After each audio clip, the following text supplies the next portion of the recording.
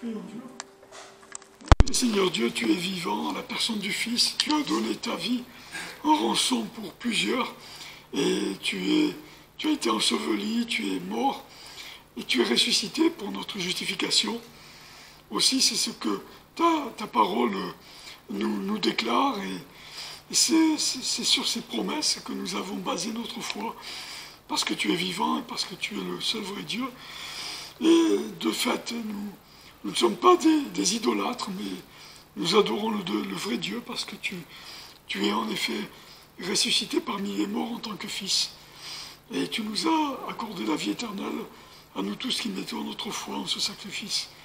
Te demandons ce matin bien de bénir ta parole, de conduire ton serviteur qui va nous parler de ta part, et de fortifier chacun ici, et que ton esprit soit répandu afin que ta parole soit comprise et porte du fruit pour honorer ton nom, au nom de Jésus. Amen.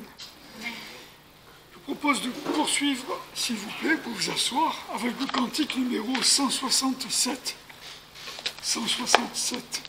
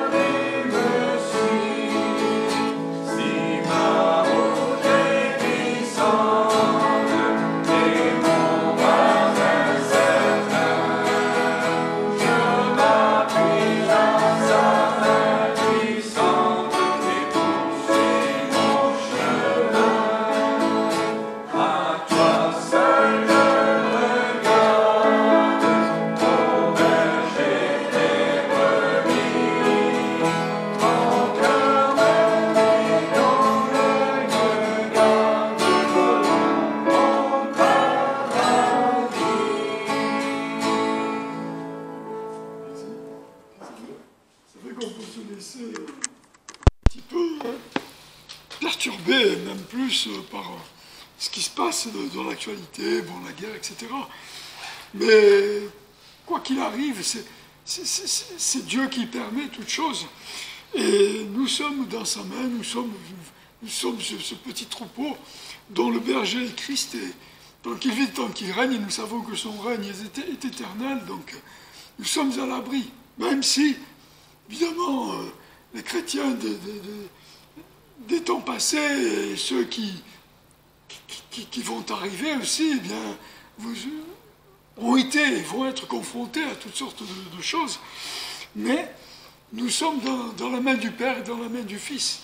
Et rien ne peut...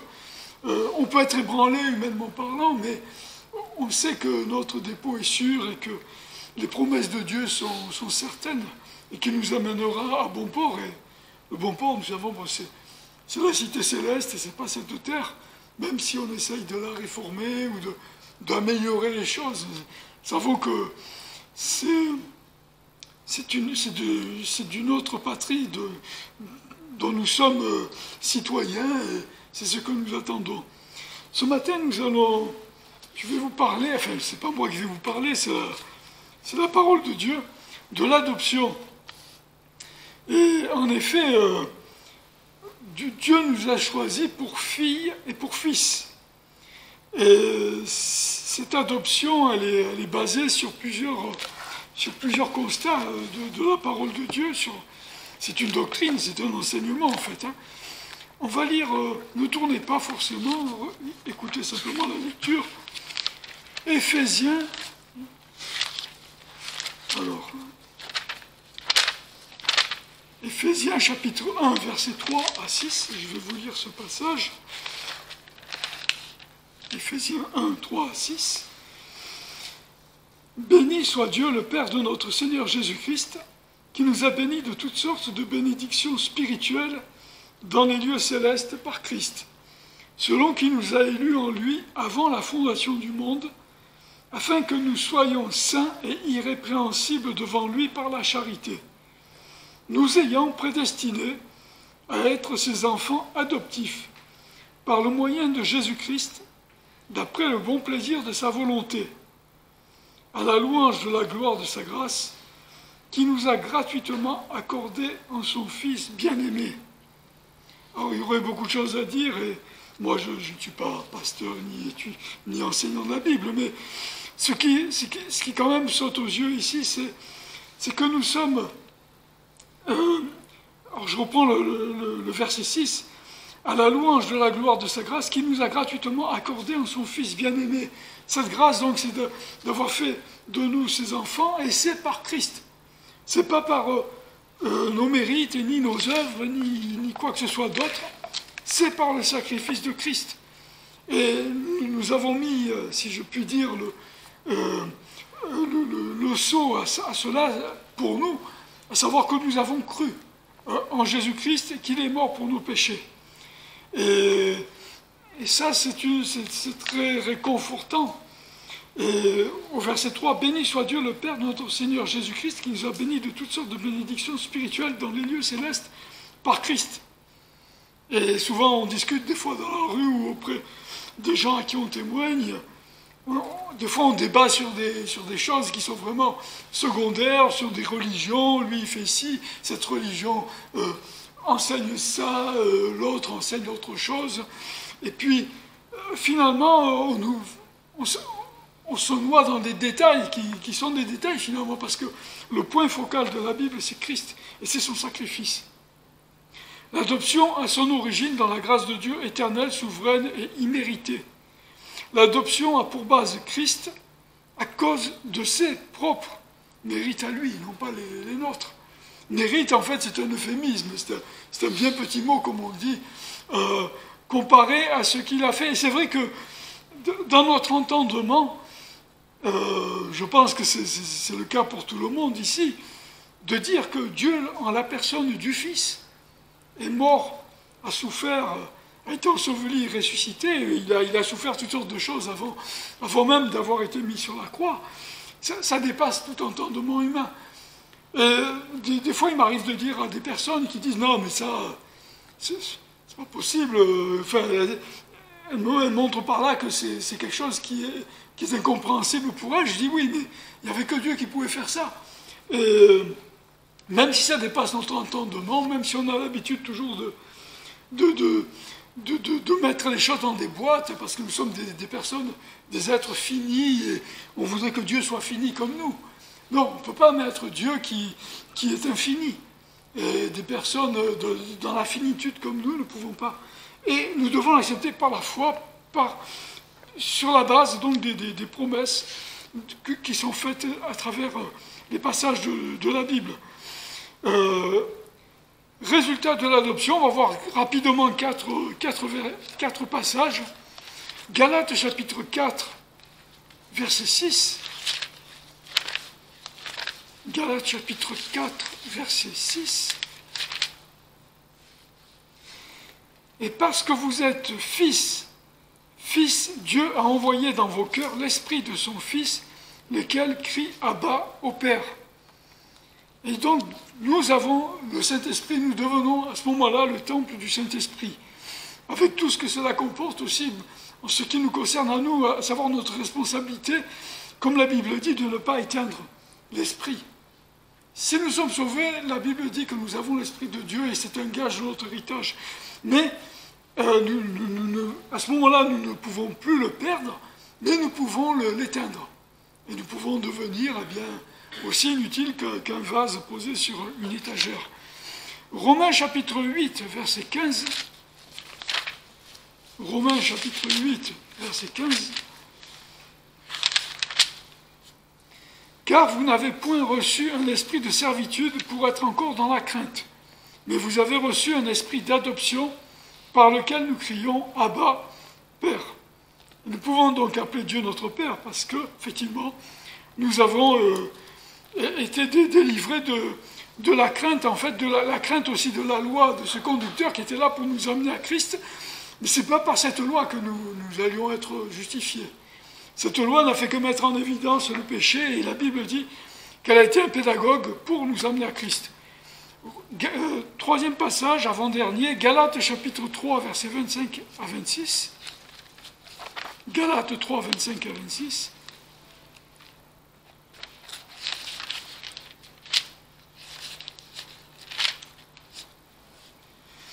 Or, la foi étant venue, nous ne sommes plus sous ce conducteur. Il est question ici de la loi, au verset 24, si vous voulez lire un peu avant. Car vous êtes tous enfants de Dieu par la foi en Jésus-Christ. Voilà. Nous sommes délivrés de la servitude de la loi pour jouir de la liberté des enfants de Dieu. Dernier passage, le dernier verset, en fait, il n'y a qu'un seul verset, c'est Romains chapitre 8, verset 17. Romains chapitre 8, verset 17.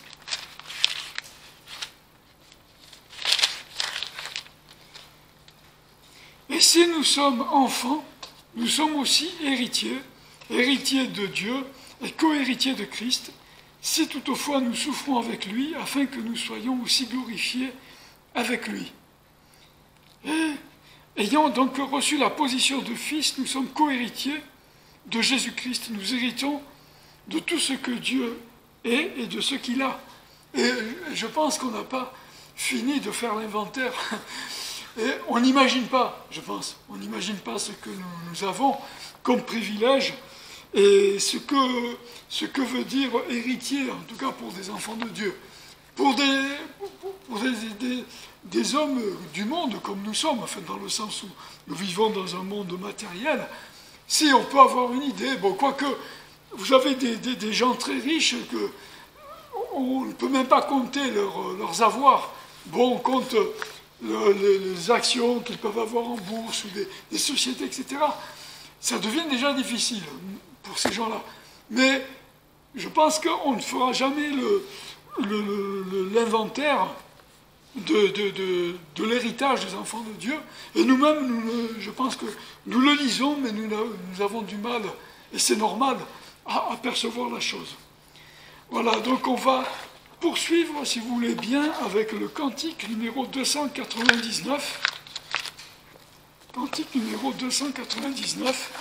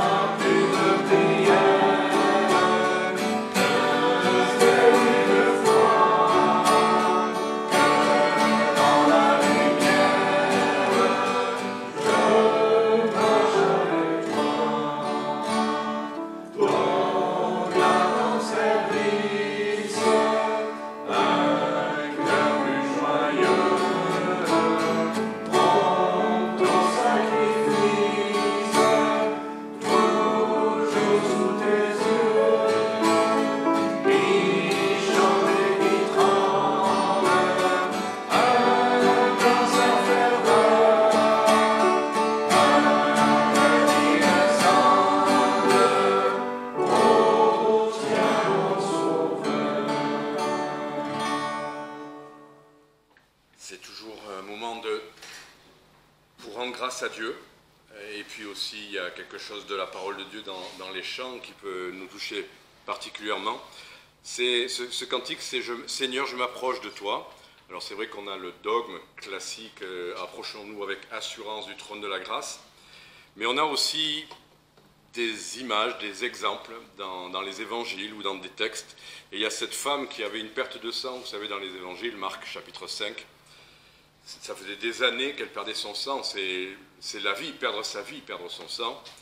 Et elle est venue juste seulement toucher, effleurer le vêtement du Seigneur, et la perte de sang s'est arrêtée. Et c'est une image de montrer qu'on perd notre vie sans être en contact avec le Seigneur. Voilà. Mais on va voir aussi qu'il n'y a pas que cette image, il y a aussi, en conclusion, qu'on a déjà reçu une vie du Seigneur qui est suffisante. Donc voilà, tout en s'appuyant sur ce cantique, sur cette histoire, il y a plusieurs autres histoires qui se mettent dans les strophes, mais c'est un peu ça le point de départ.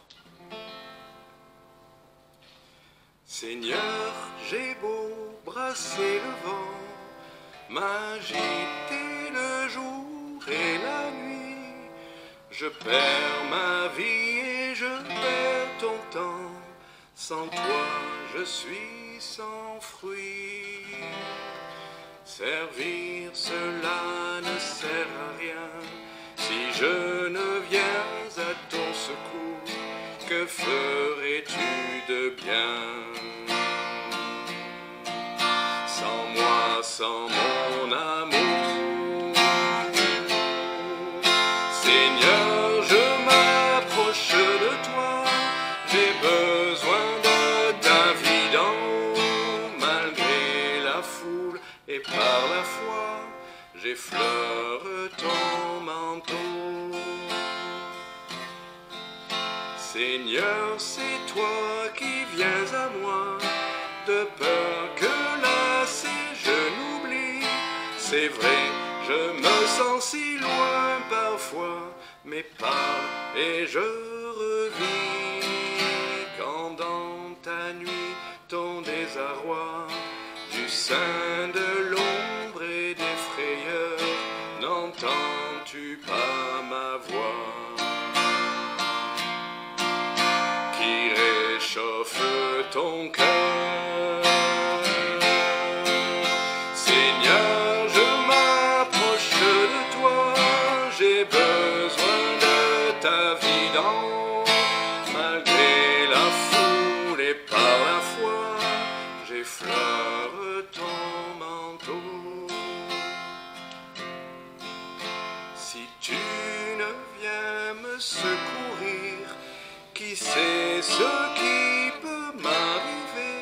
Si tu n'es là pour me soutenir, tout vient à s'effondrer.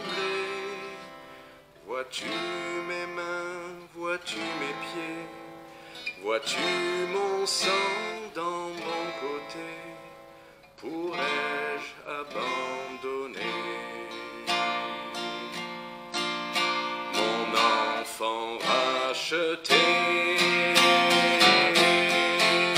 par ton esprit et par la croix? J'ai déjà cette vie d'en haut, malgré la foule et par la foi, j'ai tout ce qu'il me faut. Dans le livre des Actes, au chapitre 10, c'est une seule histoire. Tout un chapitre avec une seule histoire. Alors je pourrais vous la survoler parce que vous la connaissez bien. C'est le texte où Corneille va entendre l'évangile. Donc Corneille qui est un centurion romain et le Seigneur va conduire Pierre à aller lui annoncer l'évangile. Mais il faut reconnaître que ce texte est assez unique. Il y a des moments où on rencontre des gens dans la rue qui vont nous parler du Seigneur, ou des gens au travail qui vont nous parler du Seigneur, ou des choses assez classiques. Pour que Corneille entende l'évangile, il y a tout un chapitre qui nous raconte ça. Et ça a son importance parce que même après ce chapitre 10, le chapitre 11 nous raconte à nouveau exactement la même histoire. Comme si on n'avait pas bien compris ce qui s'est passé, parce que après, vous le verrez, c'est Pierre qui raconte cette anecdote, comment Corneille a entendu l'évangile, il la répète. Donc si le Seigneur nous a donné 2 chapitres, je pense que ça vaut la peine de fixer nos regards sur ce texte, donc Actes chapitre 10. Je vais le lire, voilà, je vais essayer de ne pas être trop long, mais on a 40-45 minutes pour ce message-là, donc on peut prendre le temps de le lire. Je vais d'abord prier, et puis remettre ce message entre les mains du Seigneur. Seigneur, nous te remercions parce que ta parole est vivante, elle est vraie, elle est puissante, elle est un rocher, un fondement pour notre vie, quelque chose qu'on peut croire, qui peut nous révéler Jésus-Christ, son œuvre, son amour, qui peut nous montrer ce qu'on doit pratiquer. Alors Seigneur, parle à nos cœurs, montre-nous ce qu'on a à comprendre, chacun de nous ce qu'on a à entendre de ta part, au nom de Jésus-Christ et pour sa gloire seule. Amen. Acte 10 donc. D'ailleurs, on pourrait commencer les deux versets précédents, verset 41 du chapitre 9. Pierre, donnant la main, se leva, ayant appelé les saints et les veuves, leur présenta vivante. Cela fut connu de tout Joppé. Joppé, c'est Jaffa. Et plusieurs crurent au Seigneur, et Pierre en demeura plusieurs jours à Joppé, chez un certain Simon Corroyeur. Vous savez qu'on peut à Jaffa voir, ça nous est arrivé avec mon épouse, on peut voir l'endroit de Simon. J'espère. Merci beaucoup, Luc. La prévenance. Voilà. Merci.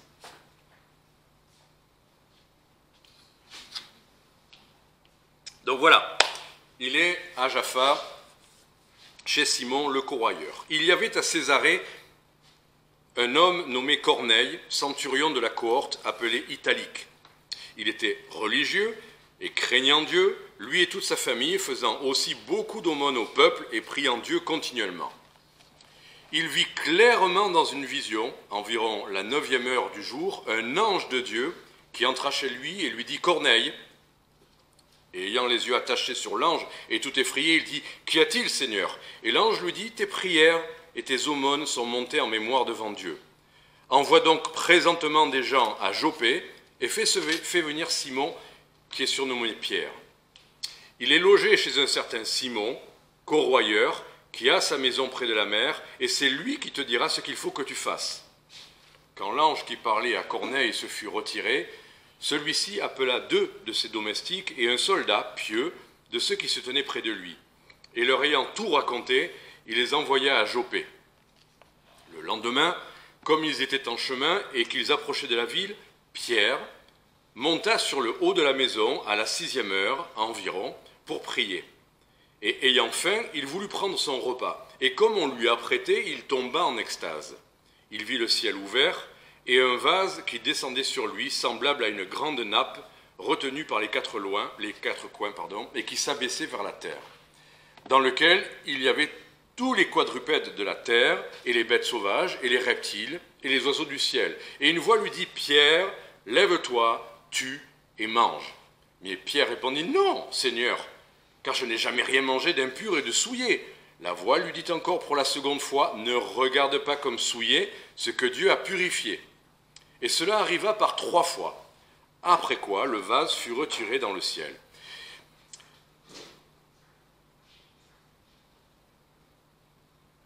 Et comme Pierre hésitait en lui-même sur le sens de la vision qu'il avait eue, les hommes, envoyés de la part de Corneille, s'étant informés de la maison de Simon, et arrivèrent à la porte. Et ayant appelé, ils demandèrent si Simon, surnommé Pierre, était logé là. Et comme Pierre pensait à la vision, l'Esprit lui dit, « Voilà 3 hommes qui te demandent. Allons, lève-toi, descends, et t'en vas avec eux, sans faire aucune difficulté, car c'est moi qui les ai envoyés. » Pierre, étant donc descendu vers ces hommes qui étaient envoyés de la part de Corneille, leur dit, « Me voici, je suis celui que vous cherchez, pour quel sujet êtes-vous venus ?» Ils dirent, « Corneille, centurion, homme juste et craignant Dieu, et à qui toute la nation des Juifs rend témoignage, a été averti par un saint ange de te faire venir dans sa maison pour entendre ce que tu lui diras. » Pierre, les ayant donc fait entrer, les logea, et le lendemain, il s'en alla avec eux, et quelques-uns des frères de Joppé l'accompagnèrent. Le jour suivant, ils entrèrent à Césarée. Or, Corneille les attendait avec ses parents et ses plus intimes amis qu'il avait réunis. Et comme Pierre entrait, Corneille alla au-devant de lui et se jeta à ses pieds et l'adora. Mais Pierre le releva et disant « Lève-toi, moi-même aussi je suis un homme. » Et s'entretenant avec lui, il entra et trouva plusieurs personnes assemblées. Et il leur dit « Vous savez qu'il est défendu à un juif de se lier à un étranger ou d'aller chez lui Mais Dieu m'a appris à ne dire aucun homme souillé ou impur. C'est pourquoi, ayant été appelé, je suis venu sans aucune difficulté. Je vous demande donc pour quel sujet vous m'avez fait venir. » Alors Corneille dit, il y a 4 jours, à 7 heures, que j'étais en jeûne et en prière dans ma maison à la 9e heure, et tout d'un coup, un homme, couvert d'un vêtement resplendissant, se présenta devant moi, et dit, Corneille, ta prière est exaucée, et Dieu s'est souvenu de tes aumônes. Envoie donc à Joppé et fais venir Simon, surnommé Pierre, et il est logé dans la maison de Simon, corroyeur près de la mer, et quand il sera venu, il te parlera. C'est pourquoi j'ai aussitôt envoyé vers toi, et tu as bien fait de venir. Nous voici donc tous maintenant présents devant Dieu pour entendre tout ce que Dieu t'a commandé. Alors Pierre, prenant la parole, dit, en vérité, je reconnais que Dieu n'a point égard à l'apparence des personnes, mais qu'en toute nation, celui qui le craint et qui s'adonne à la justice lui est agréable. Telle est la parole qu'il a annoncée aux enfants d'Israël en leur annonçant la bonne nouvelle de la paix par Jésus-Christ, qui est le Seigneur de tous.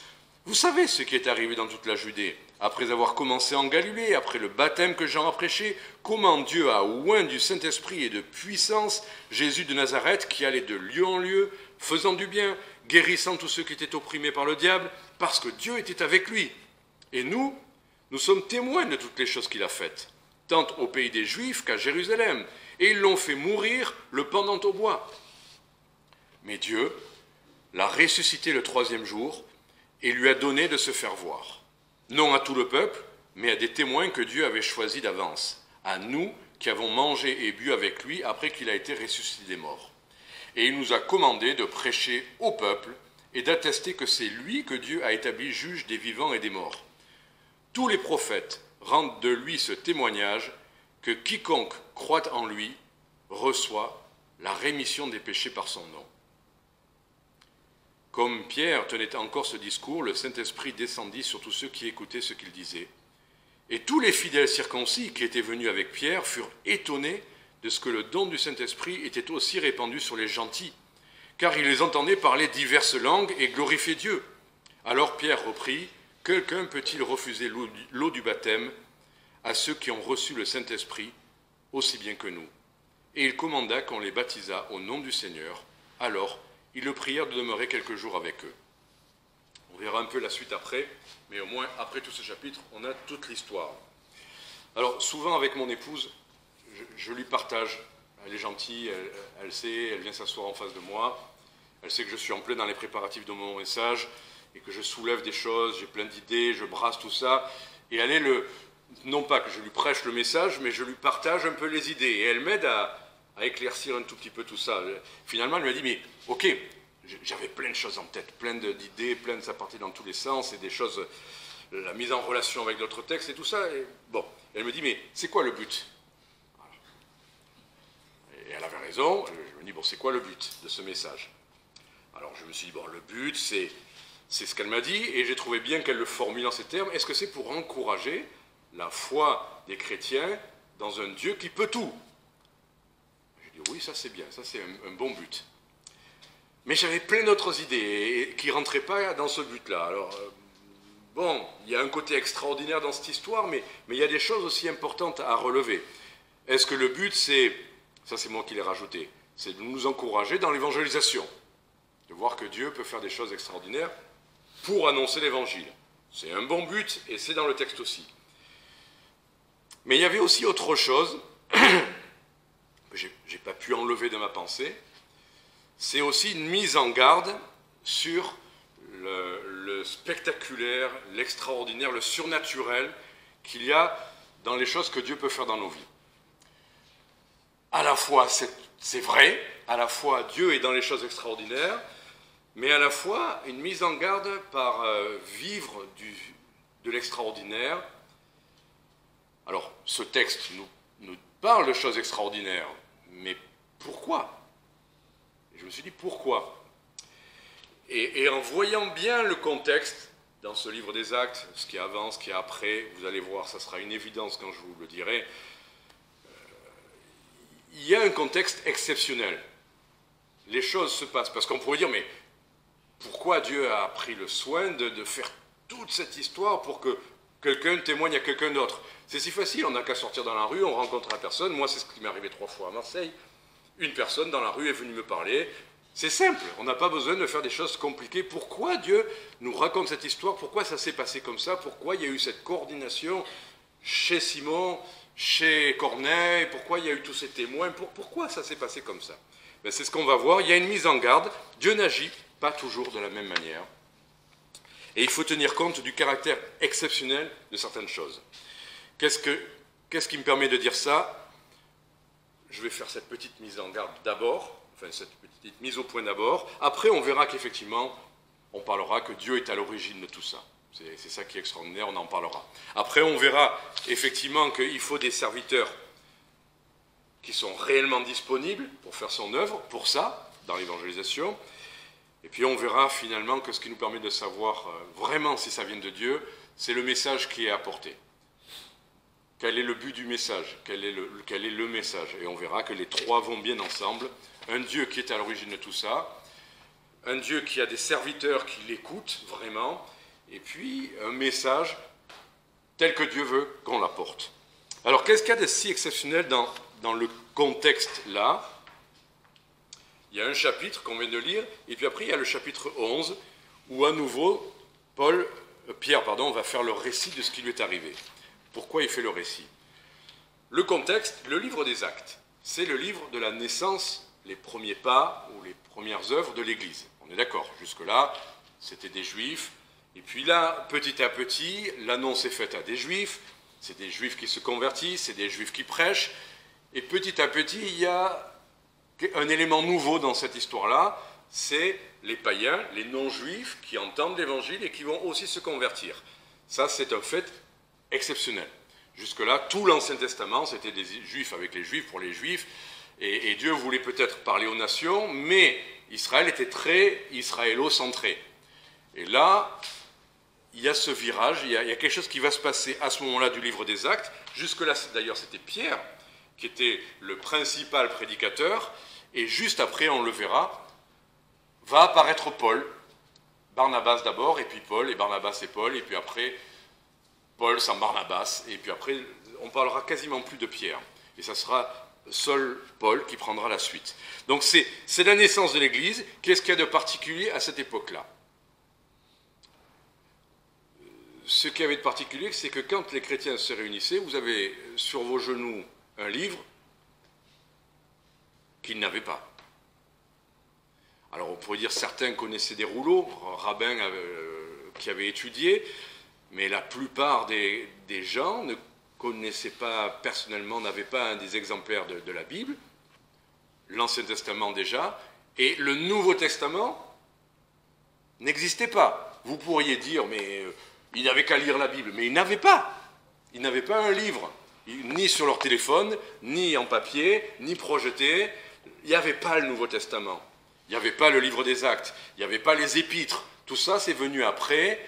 Donc ça, c'est un fait historique, objectif, indéniable. Les chrétiens, pour faire l'œuvre de Dieu, à ce moment-là, n'avaient pas un livre de référence. Donc il faut en tenir compte dans le contexte.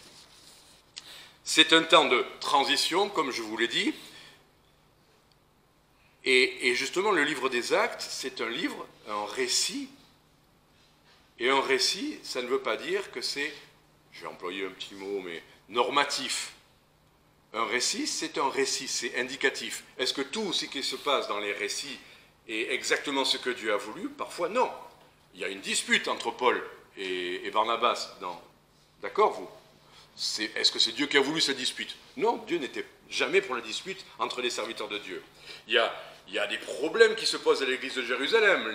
Pour nourrir les veuves, il y avait cette tension qui s'est créée entre les juifs et les hellénistes, et puis ceux qui étaient plutôt judaïsants.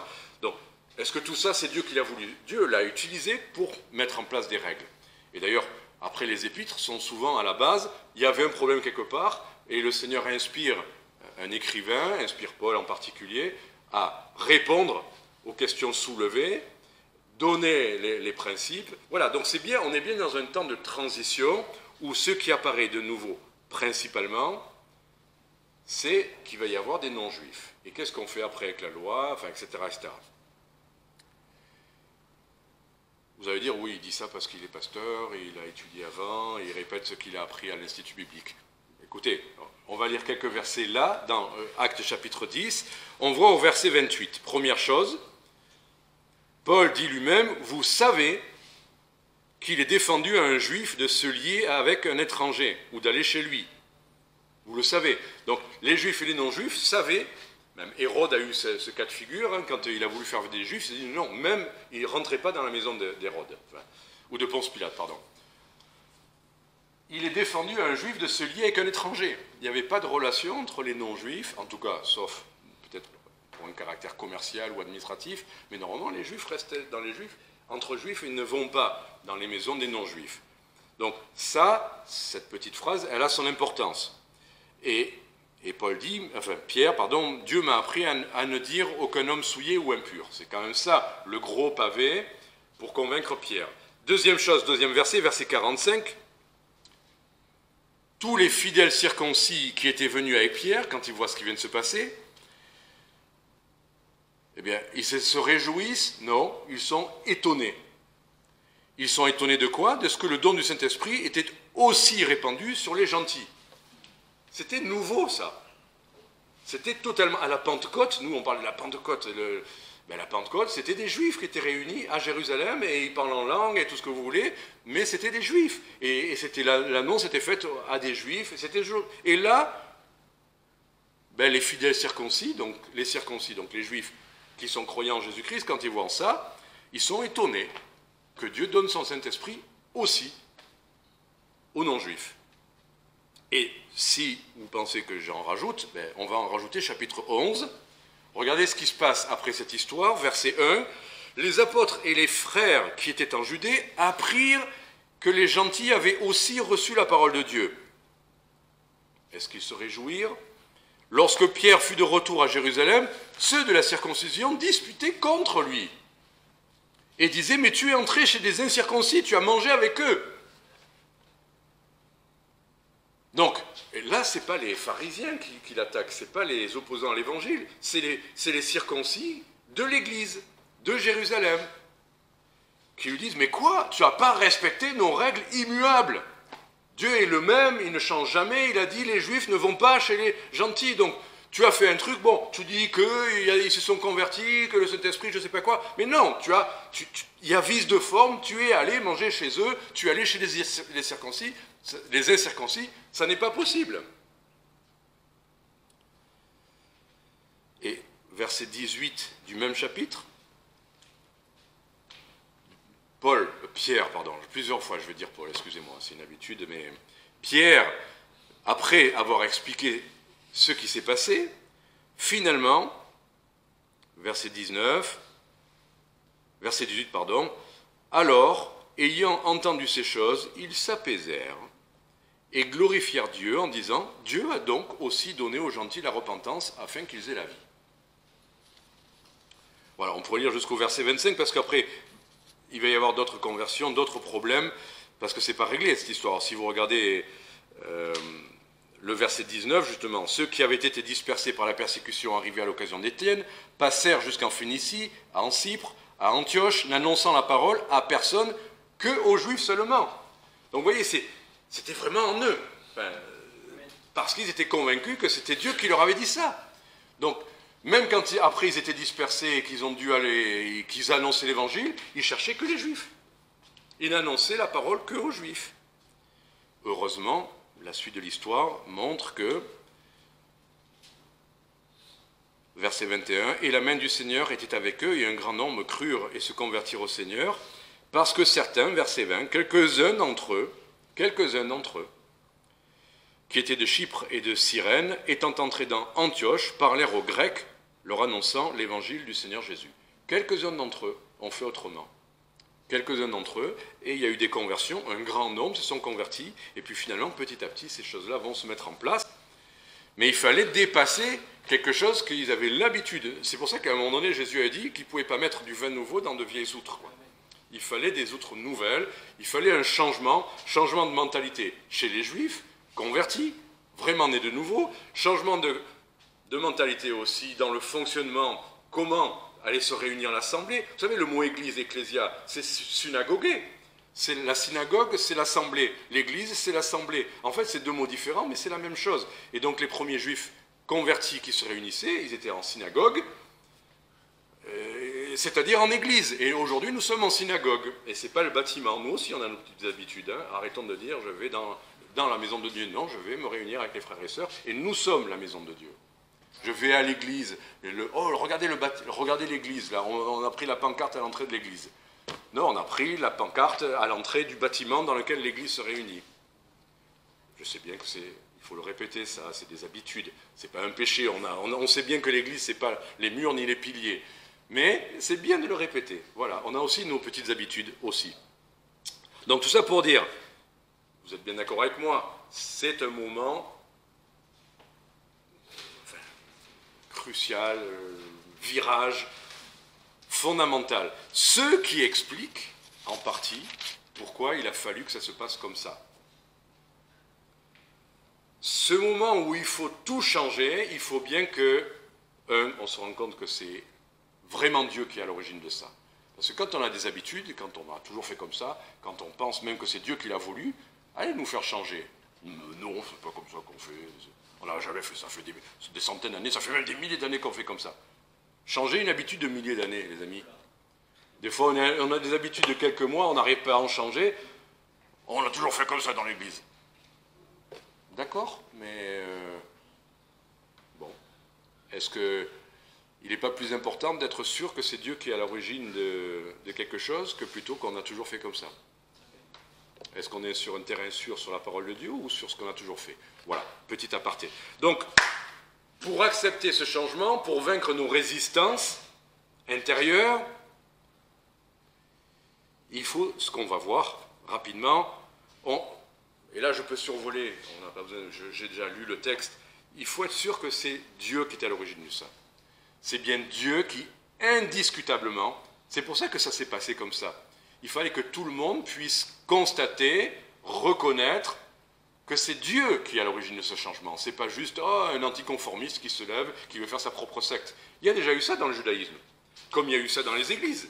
Des gens qui se lèvent, convaincus qu'ils ont une nouvelle révélation et qu'il faut faire comme ci, il faut faire comme ça. Et vous en avez, et vous en avez. Et suivez-moi dans ce nouveau mouvement de l'Esprit de Dieu. Ou je ne sais quoi. Mais là, il y a des éléments indiscutables. C'est bien Dieu qui est à l'origine de ça.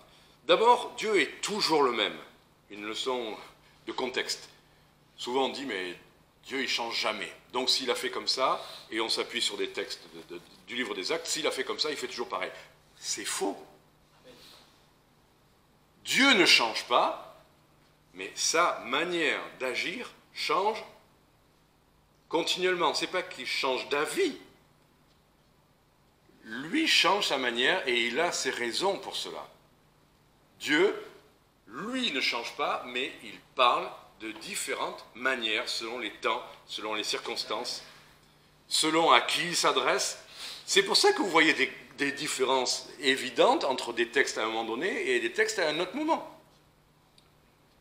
Parce que Dieu parle, et il l'a dit lui-même, il parle tantôt d'une manière et tantôt d'une autre. Vous voulez absolument qu'aujourd'hui on quitte Marseille, et si les Marseillais veulent nous en empêcher, il faut que Dieu fasse tomber les fléaux sur la ville de Marseille. Ben oui, mais c'est comme ça que Dieu libère son peuple. Ça a l'air ridicule, mais il y a des gens qui ont cru ça à une époque, qu'il faut prendre l'épée à nouveau pour défendre la liberté religieuse dans une ville, et ça a fait les Illuminés de Bavière, qui ont cru que l'instauration du royaume allait se faire dans une ville en particulier, qu'ils ont appelée la Nouvelle Jérusalem. Et ça a terminé dans un bain de sang. Donc là, Dieu est indiscutablement à l'origine, il parle de diverses manières, mais il n'y a qu'un seul message. Est-ce que vous avez remarqué comme moi que Pierre a eu une vision? D'ailleurs, est-ce que vous avez bien compris cette vision? Franchement, Pierre ne l'a pas bien compris. Il hésitait, verset 17, Pierre hésitait lui-même sur le sens de la vision. Parce que, oh oui, on voit la nappe, on a compris la nappe, mais vous avez lu comme moi que ce n'est pas une nappe, c'est un vase. C'est un vase semblable à une grande nappe. Qui peut m'expliquer ça? Un vase semblable à une nappe? Mais qu'est-ce que ça veut dire? Et je ne comprends toujours pas. La seule chose que j'arrive à comprendre, c'est que c'est un contenant. C'est bien à l'intérieur de ce vase semblable à une nappe qui est retenu par les quatre coins, qui avait tous les animaux. Bon, retenons simplement que c'est un contenant. Voilà, et qu'à l'intérieur, il y a tous les quadrupèdes, il y a tous les animaux, et que c'est ça qui est important. C'est pas savoir vase, mais comment un vase pourrait être une nappe? Mon cerveau ne peut pas répondre à ça.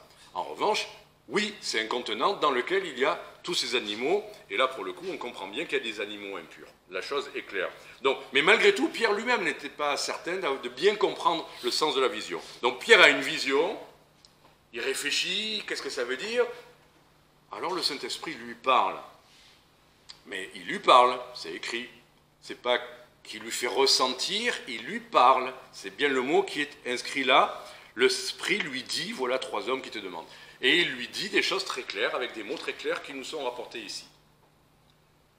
Alors on pourrait dire, mais alors il faut que l'Esprit, aujourd'hui encore, nous donne des visions, et que l'Esprit nous parle. Il le fait, il l'a fait. Maintenant, est-ce qu'il a encore besoin de le faire aujourd'hui, alors que maintenant nous avons le Nouveau Testament? Bon, ceci dit, retenons simplement que Pierre a parlé d'une certaine manière, le Seigneur a parlé avec une vision et après avec un ordre clair de l'Esprit. Et Corneille, comment Dieu lui a parlé? Autrement. Il lui a parlé par un ange? Vous dites oui? Alors, oui, je crois que oui, mais il dit quand même que c'est une vision.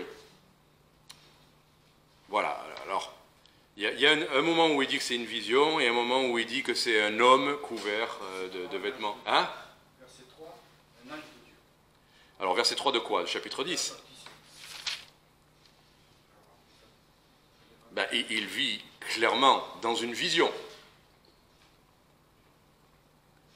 Alors, une vision, est-ce que c'est vrai, est-ce que c'est pas vrai? Il vit clairement dans une vision. C'est écrit aussi.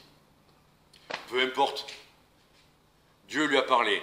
Dans une vision, il a vu un ange. Et d'ailleurs, parce qu'on pourrait dire, quand on veut se compliquer la vie, et après, il n'y a pas de content, et c'est pas vrai ce qu'il dit. Regardez, au verset 30, il dit, et tout d'un coup, un homme couvert de vêtements resplendissants se présentait devant moi.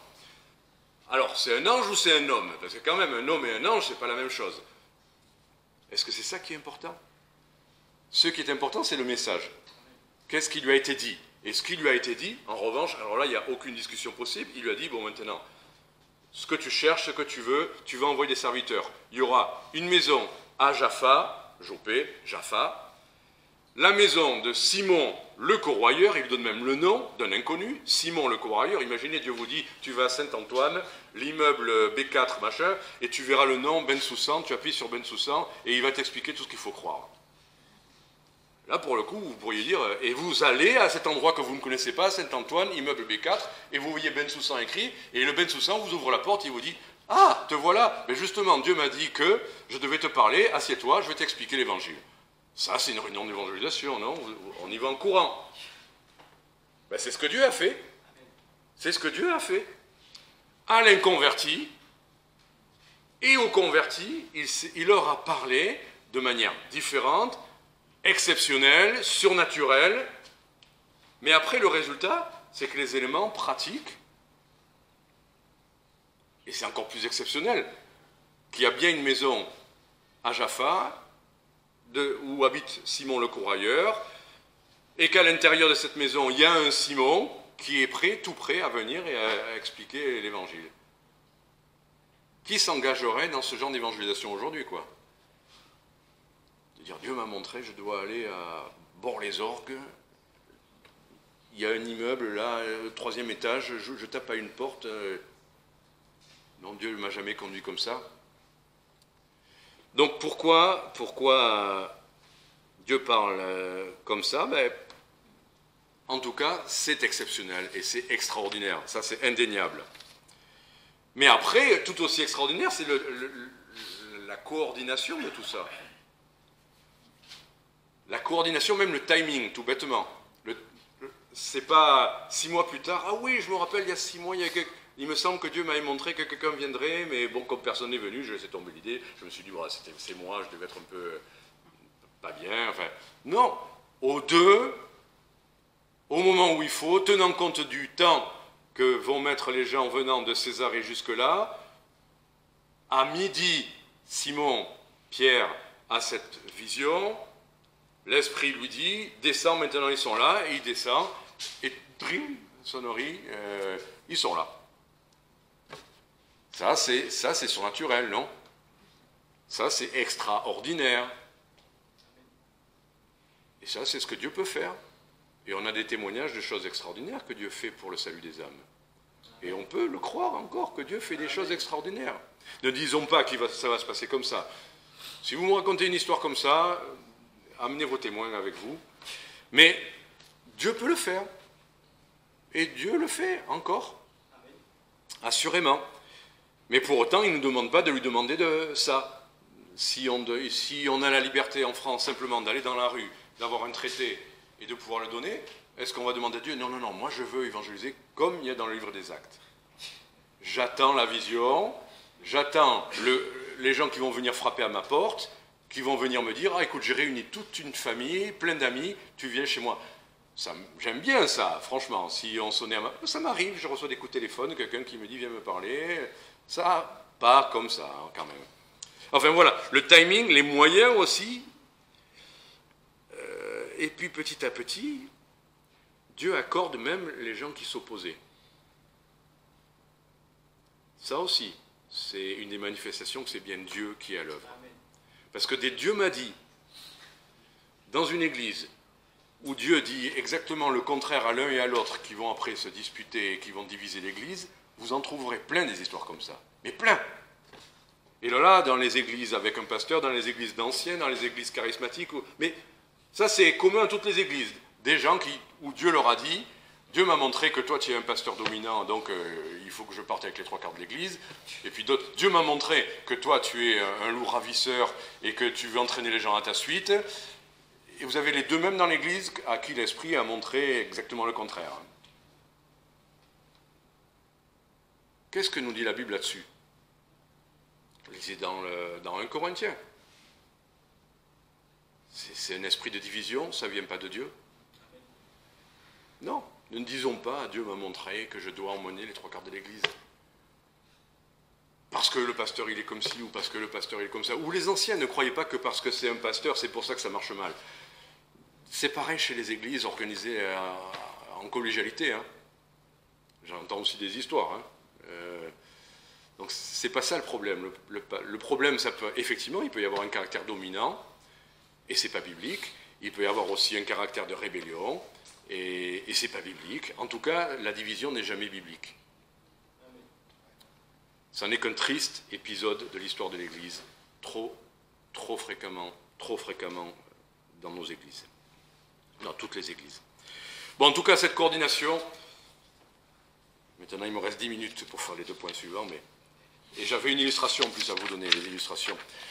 Juste une histoire quand même, illustration. Dans notre ministère, pourquoi on est venu à Marseille ou dans la région? Dieu m'a dit, en lisant la Bible quand même, hein, j'ai vu des textes qui ne vous diraient pas la même chose, mais bon, Dieu m'a dit, rentre au pays de ta naissance et va vers tes pères. Donc c'était un appel à revenir à Marseille, alors qu'on était à Montauban, en particulier pour un appel auprès du peuple juif, mes pères, répété avec 2 textes différents. Mais après, ça voulait dire quitter une église dont j'étais le pasteur, ça voulait dire arriver à Marseille et pourquoi, enfin... Sauf que je n'en parle qu'à une personne. Je vous l'ai déjà raconté ça, mais à une personne qui était à Béziers, un frère en Christ, et je lui dis, tu n'en parles à personne, je te le dis à toi, il me semble que le Seigneur nous appelle à aller à Marseille. Ok. Quelques mois plus tard, ce frère reçoit la visite d'un des responsables d'une mission qui était l'ancien pasteur de cette église, qui était aux États-Unis, qui vient leur rendre visite et qui lui dit à lui, ah ben, on aimerait bien dans notre mission, avoir un prédicateur, un évangéliste auprès du peuple juif à Marseille. On aimerait bien qu'il soit français, comme ça il n'aurait pas besoin de faire le tour des États-Unis pour sa recherche de soutien.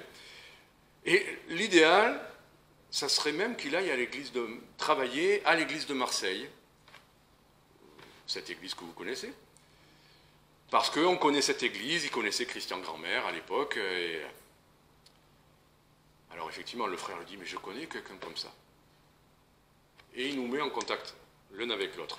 Mais sans qu'il y ait eu la moindre coordination entre nous, les Silberstein, la mission et l'église de Marseille, un soir, Christian Grandmère m'appelle, vous vous rappelez peut-être de ça, il m'appelle un soir, il me dit, Didier, voilà, le Seigneur nous a montré avec Janice qu'on aurait un nouveau ministère, qu'il faudrait peut-être qu'on parte aux États-Unis et tout ça, et avec l'Église, alors je ne sais pas comment vous en aviez parlé, mais il paraît qu'avec l'Église, vous en aviez parlé, et que vous aviez pensé à nous, les Silberstein, alors qu'on était à Montauban. Bon, c'est vrai qu'on connaissait un peu l'Église, j'étais Marseillais, je venais de temps en temps vous rendre visite, mais pourquoi penser à un pasteur à Montauban qui vient de remplacer votre pasteur? Mais Christian m'appelle un soir, donc, cette église de Marseille, avec laquelle la mission aurait voulu que j'aille travailler, enfin, qu'aille travailler le serviteur. Voilà. Et là, il y a une coordination, et puis après, il y a eu les histoires de dons qui est arrivé pour qu'on puisse aller aux États-Unis. Enfin, il y a eu un cumul, mais une dizaine de choses comme ça, tout au plus surnaturel.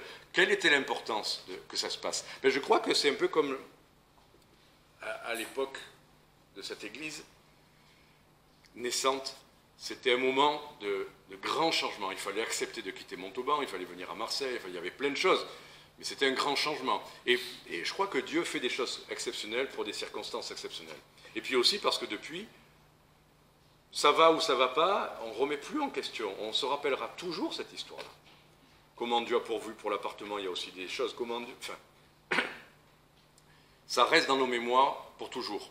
Cette histoire-là, elle reste dans l'histoire de la vie de l'Église, elle reste pour toujours. C'est Dieu qui est à l'origine de ce changement. Ça se passe bien ou moins bien, ça prend du temps, peu importe. C'est Dieu qui est à l'origine de tout ça.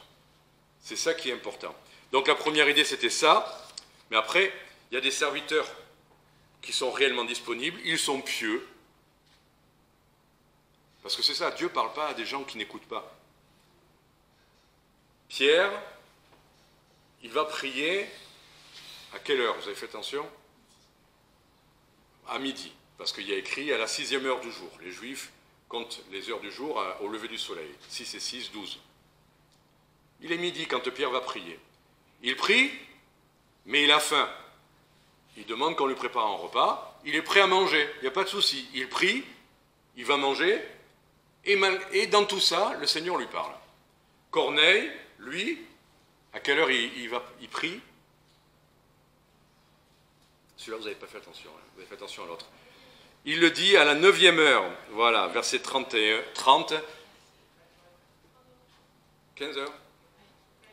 Ouais. Lui, c'est à 15 heures qu'il prie. Pourquoi? Peu importe, il prie. Et lui, il jeûne. Il ne mange pas. Peu importe. Dieu parle, ce n'est pas la question de à quelle heure, ce n'est pas la question de jeûner ou pas jeûner. Dieu parle quand on est prêt à entendre. Bien sûr que Dieu veut qu'on soit pieux, qu'on les habille, qu'on prie. Et parce que ça débouche nos oreilles, ça rend nos cœurs plus sensibles à sa parole. Mais il arrive des fois qu'on n'ait pas tout ça, mais Dieu connaît nos cœurs si on est prêt, si on est attentif. Parce que ce n'est pas un deal avec Dieu. Moi, je jeûne, donc Dieu va me parler. Ou moi, je prie tous les jours à midi et à 16 heures, et Dieu va me parler. Prenez du temps. Des fois, il faut aller à un camp pour reconnecter avec Dieu, enfin, comme on l'a vu tout à l'heure avec ce chant. Mais des gens pieux.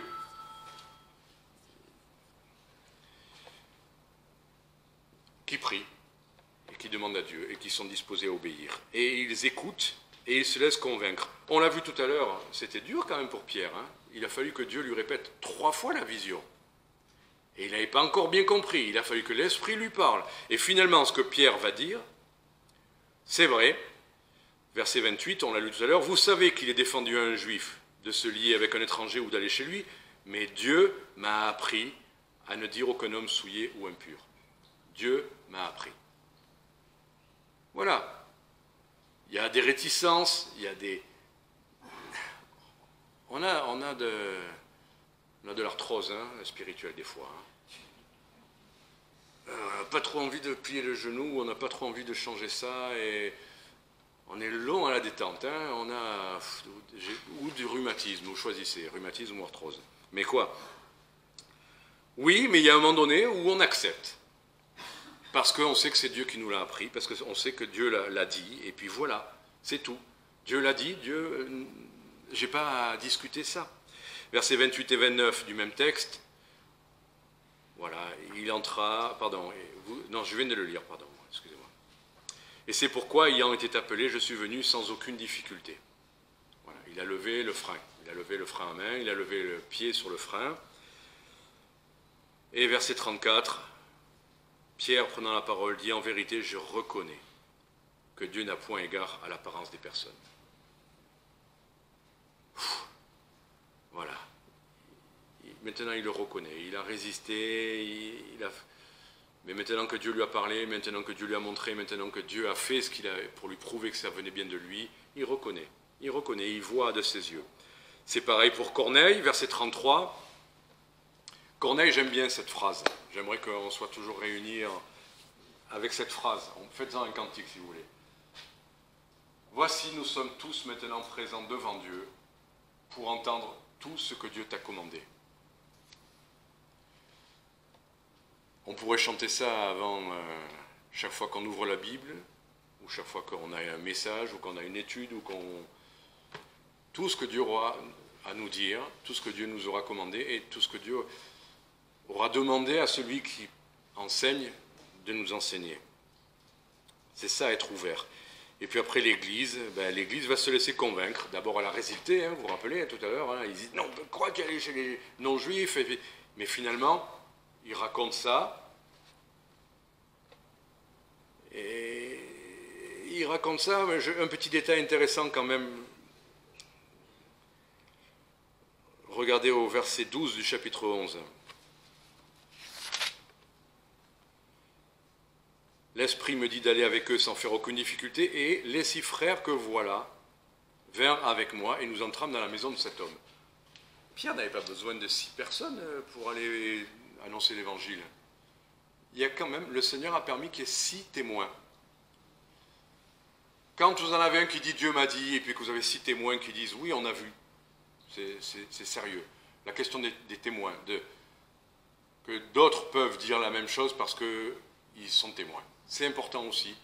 Témoin de ce que dit, c'est bien Dieu qui est à l'œuvre, c'est pas quelqu'un qui vous raconte des histoires, qui fait un livre, qui vous dit « Moi j'étais là-haut, monté au ciel, et j'ai vu Jésus qui marchait avec moi, et qui était déguisé en pompier. »